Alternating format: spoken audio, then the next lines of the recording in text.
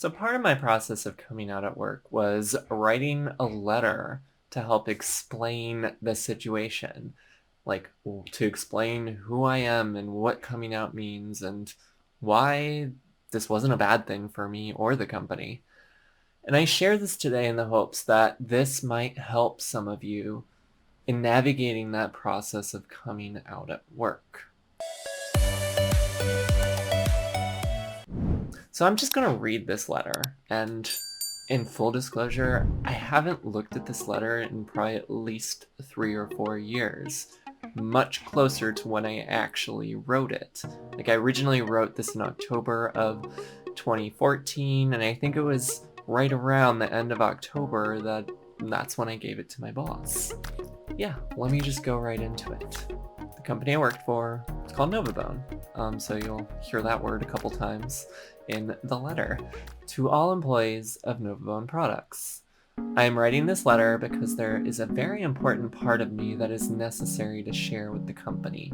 All of you know me as my dead name, but I am transgender and more specifically identify as a transgender woman. In order to live life as my authentic self, I will be undergoing a gender transition here at work. My appearance will be different, but I want to assure everyone that I'm still the same person on the inside. I am still the same motivated and hardworking individual that I've always been, and being able to be myself at work will allow me to be much happier, in addition to allowing me to foster more open relationships with those around me. I hope that I am currently seen as a valued employee and will continue to be seen as one after beginning my gender transition at Novabone. I will fill the same role as before, but as a woman. Since I will be living my life as a woman rather than the man that many of you currently see me as, there is the inevitable question of how I should be addressed. I am currently in the process of legally changing my name to Chloe. I would therefore appreciate everyone being respectful by referring to me by my preferred name, Chloe, rather than my old name.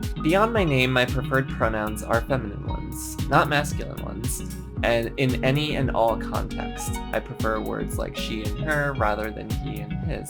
I realize that this is a big change, but I appreciate everyone's effort in respecting and supporting who I really am. Additionally, I do not expect to be treated differently than everyone else or get special treatment simply because I am transgender, but I do expect people to be respectful in the regard that I'm simply just being myself here at work. Some of you might be completely unfamiliar with the trans community, and some of you might be uncomfortable with this particular situation here at work. But to help spread awareness and make everyone more comfortable, I will have a open door policy. As long as it does not disrupt our workflow, I encourage everyone to approach me whenever they have any appropriate questions, concerns, issues, etc. that are related to me and my gender transition. I also encourage you to discuss any concerns with my boss. Lastly, holding a diversity talk or workshop sometime after I have begun my gender transition at work has been discussed. I would like to organize a presentation to spread awareness on such topics like gender identity, differences between gender identity, sexual orientation, what it means to be trans, and really helping everyone navigate this workplace transition. It will also cover politically correct etiquette for when addressing a trans individual or the trans community as a whole. Even though I'll organize this presentation, I'll plan not to be in attendance during it. To help everyone with understanding the topics at hand, I want everyone to feel comfortable asking any and all questions without having to worry about offending me. Just a side note, this never happened, and I was there for almost 3 years after I came out. So my plan is to start presenting as my true self, Chloe, on or before Wednesday, November 4th, 2015. I appreciate everyone's respect and support during this process. As I have already stated, do not be afraid to approach me or my boss if it is necessary to discuss any of this. Sincerely, Chloe. That was a lot. I wanted to also kind of reflect on how I feel about this several years after the fact. Some of it is a little cringy. I feel like some of the words that I used around the diversity workshop were very weird in some ways. But that diversity workshop never happened. It was very briefly discussed, like I said. Kind of my idea was having somebody else lead the workshop, like I said, me not being there, so it could be more open because people would be afraid of offending me. And some people were, which is probably why some people just actually stopped talking to me for a good many months after I came out. Eventually things got better, but yeah. I'm wondering if I would change anything about this knowing what I know now. You know, again, I probably would not really talk much about the diversity workshop or a gender workshop or anything like that. I might not even include that in the letter. It does sound a little stuffy and formulaic, but that was kind of my plan because it was something that I officially, you know, circulated to work.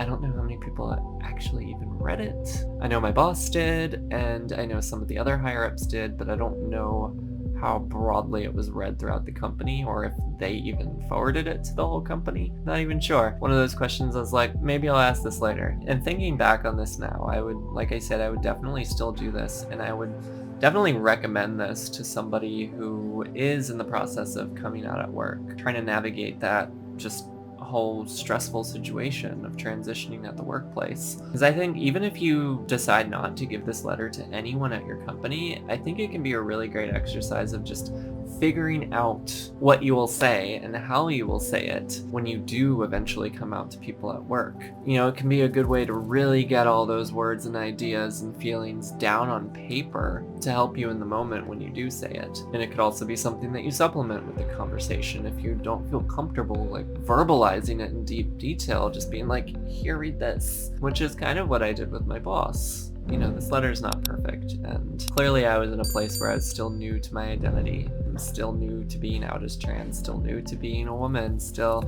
new to so many things that, you know, I was very afraid of something bad happening, which is very understandable, and I was also just really going even overboard in some ways of just like, don't fuck up, y'all, don't fuck up, come to me, putting all that burden back on me to be the one to like fix the issues, which is something I'd maybe not do as much this time around, but it worked. I'm thankful that everything worked out the way it was. You know, I kind of made it up as I went. You know, this is a process that I'd heard some other people do, and a couple of my friends who are also trans helped me with this process. There's kind of mixed opinion on like, should I give the letter or not? For me, it felt right. But for me, it also felt right not to be like, you have to do this, you have to accept me. It was more like, I hope you will accept me. Because, you know, I understand better now than I did back then that, you know, I knew that the process of me transitioning was a transition for everyone. But I think in retrospect, in hindsight, like I understand that better. Because I was much more focused on me, much more hypervigilant on me and my experience and trying to protect myself. I wasn't always giving like full benefit of the doubt to everyone else in terms of like, it takes them time. You know, it took me 24 years to take that plunge of like, all right, I'm starting my transition. You know, I can't expect other people to get it in 24 hours, you know? Some people do, but a lot of people don't. I think some of that, not really being patient with other people, came through in the letter, but it's hard. We're at that very vulnerable stage early in our transition. All in all, I really recommend this whether or not you give this to your employer. Let me know what you think in the comments. You know, what are your thoughts on this letter, my particular letter, or even just the general process of writing a letter like this for coming out at work? Have you yourself done this or something similar? And as always, thank you so much for watching. Tipsy and I love you so very much, and we hope you're staying happy, healthy, and safe during this tough time. Remember, if you have not done so already, please give this a thumbs up, hit that subscribe button and notification bell. Bye for now.